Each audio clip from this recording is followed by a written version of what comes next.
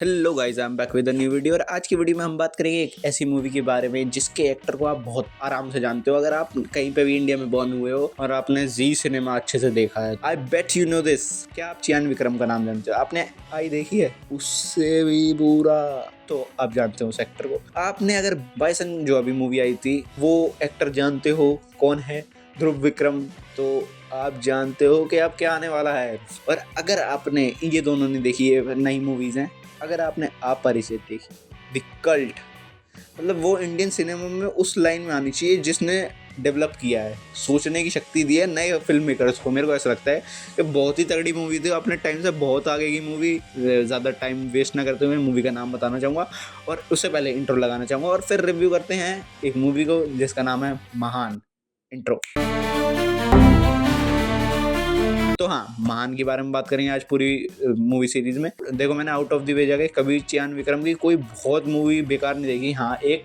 एक under appreciated movie मेरे को ये लगी क्योंकि इसमें डायरेक्टर ने बहुत अच्छी चीज़ें दी हैं। मतलब चियान भाई ने जो बनाया है वो सिनेमा, क्या कहूँ, मतलब कभी कभार ना तुम्हें शक होता है कि इतना बढ़िया आर्टिस्ट है कैसे।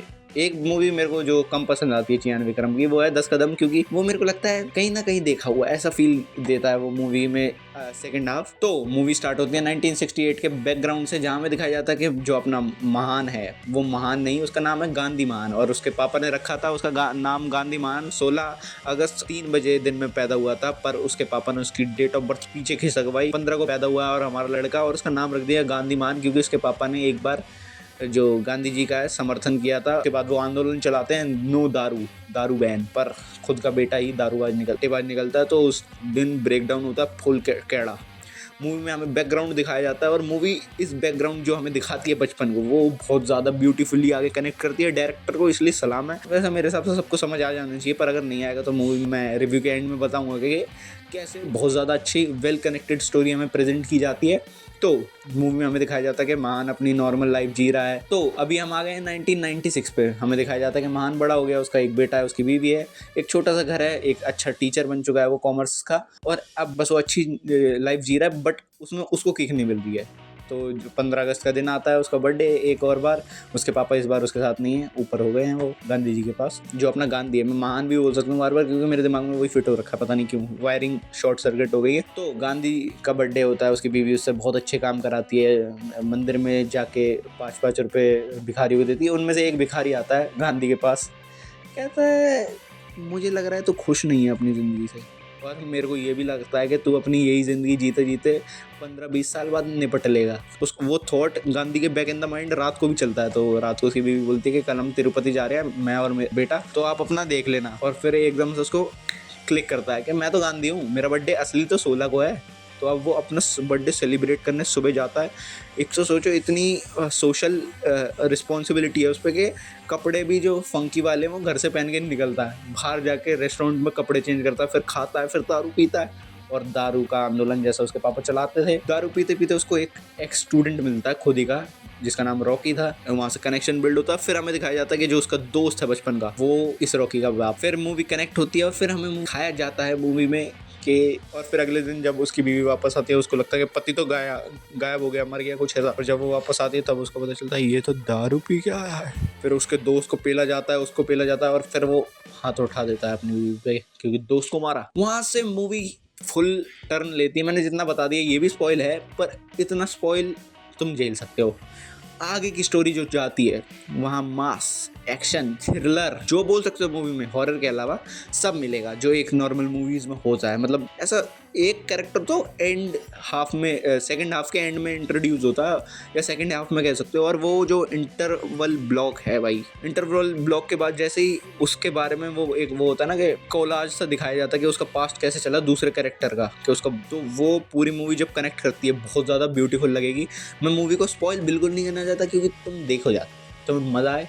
और मैं ये कहना चाहूँगा जितना मैंने दिया है वो स्पॉइलर में अगर तुम काउंट करते हो तो करो, पर वो इतना स्पॉइलर नहीं है क्योंकि मूवीज़ के बाद स्टार्ट होती है। जो पूरे कैरेक्टर आर्क्स बने हैं वो इसके बाद स्टार्ट होते हैं। मूवी में 3 चीज़ें दिखाई जाती हैं जो मेरे को बहुत ब्यूटीफुल लगी, मैं उन पे बात करने आया हूँ कि जब डायरेक्टर स्टार्ट करता है ना अपनी स्टोरी में एक भी आर्क उस कैरेक्टर से रिलेटेड, गांधी से रिलेटेड, तो वो एक कार्ड शो करता है, मतलब हाँ नॉर्मल ट्रम्प कार्ड का एक कार्ड शो करता है स्क्रीन पे, और उसके बाद से उसी हिसाब से उसकी लाइफ चलने लग जाती है। जैसे शुरुआत में सबसे पहले वो कार्ड दिखाता है राजा का, जिसके बाद हमारा जो गांधी है वो अपनी ज़िंदगी में एक एम्पायर बनाने लग जाता है और उसका राजा बनता जाता है धीरे धीरे।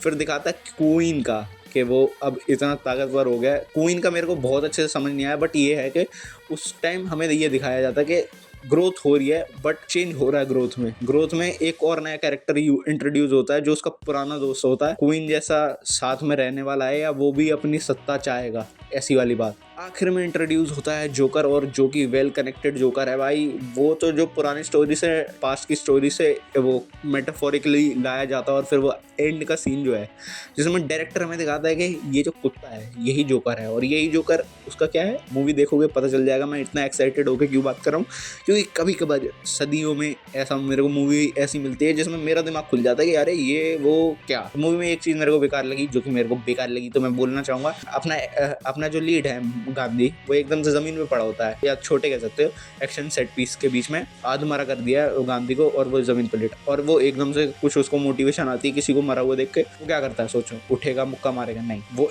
ऐसे ही पड़े पड़े उठ के, जैसे ये बंदा है, उठ के तोड़ तोड़ तोड़ तोड़ तोड़ तुश, हाँ मतलब उड़ के लात मार देता है, जो कि मुझे अजीब लगा ऑब्वियसली। और सब ठीक था मूवी में जो लिखाई है वो बहुत अच्छी लगी मुझे, क्योंकि इस पूरी मूवी में 3 कैरेक्टर्स बचपन के दिखाए गए हैं, और तीनों की अपनी मोटिवेशन बचपन में क्लियर कर दी गई थी कि कैसे वो अपनी ज़िंदगी को जीना चाहते हैं और कैसे वो आगे जाके उनकी डेस्टिनी भी ही बनेगी। वो उस छोटे से 5-10 मिनट के शॉर्ट स्पैन में ही हमें दिखा दिया गया था। वो तो बाद में डायरेक्टर वापस से ले जाते हैं कि बेटा तुम्हें कुछ दिखाया था मैंने, समझ गए अब तुम। मूवी में दोनों जो लीड एक्टर है और ध्रुव विक्रम, बहुत अच्छी एक्टिंग है। मतलब इतना बेटर, मैंने जो वो होता है ना एक नया कैरेक्टर इंट्रोड्यूस करते हो तुम स्टोरी में और फिर उसके बारे में दिखाते हो, वो इतना बेटर मैंने शायद से बहुत कम मूवीज में देखा है। कुछ चीज़ें हैं जो इंस्पायर्ड या कॉपी कह सकते हो तुम, सीधी सीधी दिखती है, जैसे वो जोकर वाला सेट डांस जब वो स्टेयर्स पे कर रहा होता है, भाई सबसे क्रेजी है। अगर वो कोई मेरे से पूछेगा तो इस मूवी का जो विलन दिखता है ना वो असलियत में विलन नहीं है। इस मूवी का विलन एक ही इंसान था, और वो मूवी के आखिर में आते आते खा जाता है मूवी को। जब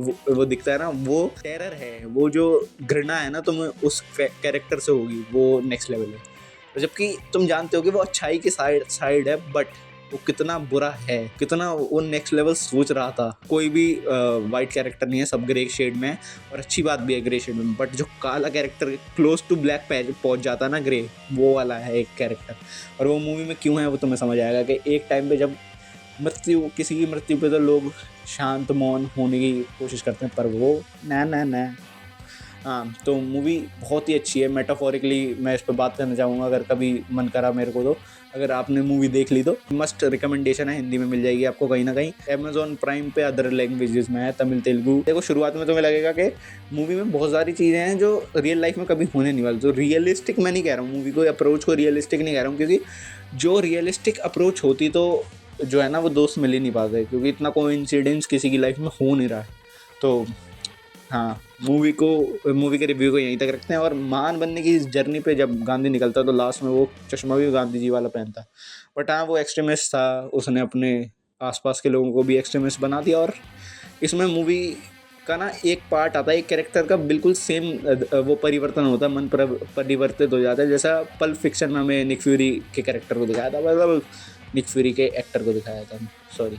हाँ, तो मैं मिलता हूँ अगली वीडियो में, तब तक के लिए स्वस्थ रहना, मस्त रहना, बुरी रहना, दुरुस्त रहना, और आते रहना अल्फा वर्ड पे ऐसी मूवीज़ के रिव्यूज़ के लिए। तब तक के लिए सब्सक्राइब कर दो, लाइक कर दो, और अगली वीडियो में आने के लिए शेयर कर दो, किसी और को भी शेयर कर दो, तो तब मेरे को पता चलेगा ना तुम दिल के करीब। कमेंट सेक्शन में हाजिरी लगा दो कि हाँ जी भाई जी देख ली। ठीक है, बाय बाय।